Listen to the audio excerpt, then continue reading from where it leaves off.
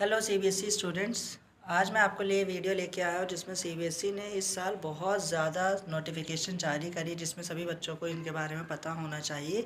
और इस नोटिफिकेशन में मैं आपको वो 6 बड़े बदलाव दिखाने की कोशिश करूँगा जो क्लास 10th और क्लास 12th के बच्चों को 2026 की सीबीएसई परीक्षाओं में ध्यान में रखते हुए लिखना है।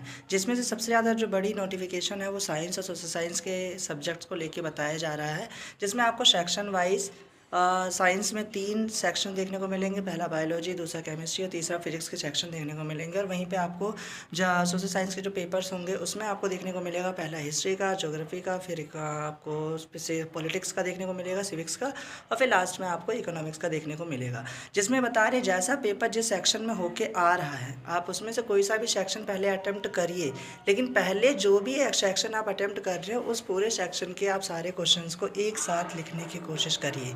ये नहीं कि आप किसी सेक्शन का आंसर किसी और दूसरे सेक्शन में लिख रहे हैं तो उसमें उस टाइम पर सीबीएसई उसके मार्क्स को अपडेट नहीं करेगी, ना ही उसको कैलकुलेट करेगी या फिर वहाँ पर कोशिश करेगी कि जांच करने की।